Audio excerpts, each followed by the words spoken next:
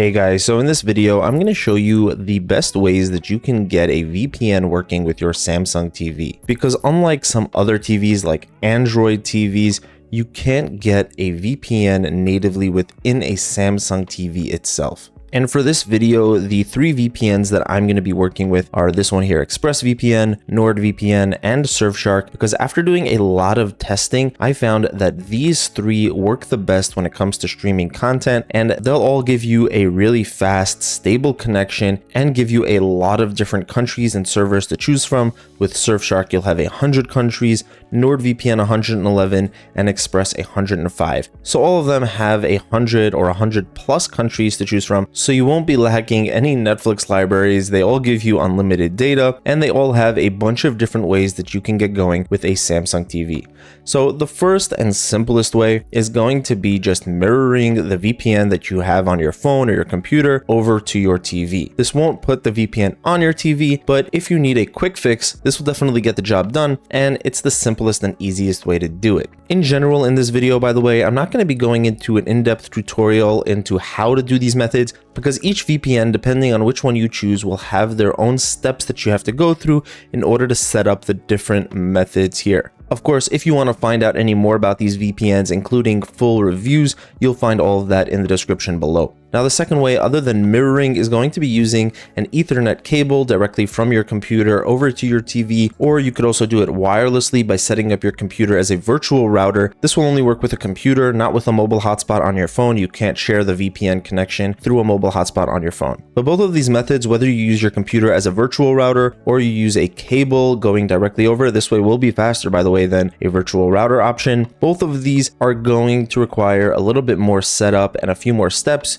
So this is a little bit more complicated than just mirroring. Another really good option that will work with all three of these VPNs is getting an Amazon Fire Stick, or if you have one already, then you can just put the VPN on the Fire Stick, and when you're using it with your TV, you can use the VPN as well. Another method, and in my opinion, the best way when it comes to using a VPN with a TV, is going to be having the VPN directly on your router. If you have this set up, then you don't really need to do anything. Automatically, once your TV is connected over to your internet, to your Wi-Fi, you will have the VPN running on your TV, because the VPN will be on your router. It'll be automatically on every device that's connected to that Wi-Fi network. The reason that this may not always be so practical is because you're going to need a router that supports a VPN. ExpressVPN actually makes their own router with Express built in directly. It's called AirCove, but there are also other routers that support VPNs. They have a list right here on the ExpressVPN website. You can find similar lists and setup guides on NordVPN and Surfshark's websites. So if you have one of these, or you would want to get one, then this is actually, in my opinion, the fastest connection that you'll get using a VPN with your smart TV. And you get an added perk that you don't need to put the VPN on all of the devices in your house individually.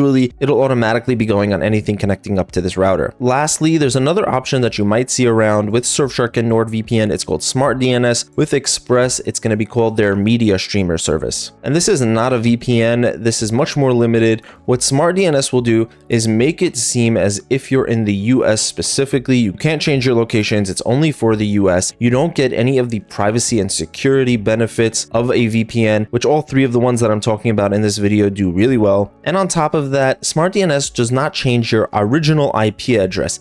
It only changes the DNS that you're coming from. And if you don't know all the technical terms, what that really means is that it changes the middle layer between your computer and whichever streaming service, Netflix, whatever it is you're trying to get to. It only changes the middle layer, but it doesn't change your IP address, which is the identifying information that you yourself have about where you're located. So if a website is going to be checking not only the DNS, but also your IP address, it's not just going to be checking that middle layer, but also the original layer where you yourself are located, then Smart DNS won't work, because essentially you will still show up to the website in your original physical location. Whereas with a VPN, when you change locations with a VPN, it's going to make it seem as if you're somewhere else entirely, making it much harder for any streaming service to realize where you physically are located. And in almost every case, they will only see the location that you're connected to in the VPN. So those are the main methods that are available when it comes to getting a VPN working with a Samsung TV. Now, if you're wondering which VPN is the best one to go with, my number one recommendation would be this one right here, ExpressVPN. VPN. This is personally my favorite VPN. It's super simple to use. It just works really well with a fast and stable connection. You can set it up, get it going, and then go and watch whatever movie or TV show you want, and you don't really have to think about the VPN again after that. In the number 2 spot, I would put NordVPN. This is also a really solid VPN that will get the job done. It's just a little more complicated and not as intuitive as ExpressVPN. But for some people, that's not a bad thing. Sometimes you might want to have a lot of extra add-ons and features. For example, NordVPN will have special servers that are optimized for torrenting called P2P servers. It happens to be that with ExpressVPN, all their servers are automatically optimized for torrenting. Now that might not be a bad thing. Some people might want extra add-ons and features. Like with NordVPN, you're going to get a feature called Double VPN, which connects you up to 2 different VPN servers before connecting you over to the internet. And that'll give you an added layer of privacy and security. You're also going to get a mini antivirus with Threat Protection Pro and a bunch of other add-ons. If you want to find out more about Nord or any of these VPNs, I'll be sure to leave links to full in-depth reviews in the description below. And lastly, there's Surfshark. This VPN is not as easy to use as Express. It doesn't have as many features as NordVPN, but what it really has going for it is its price. It's the best budget option here. The premium plan for Surfshark is still going to be cheaper than the basic plan for most other VPNs. So if you're tight for cash, then Surfshark is a really good VPN that will also allow you to watch streaming content in 100 different countries.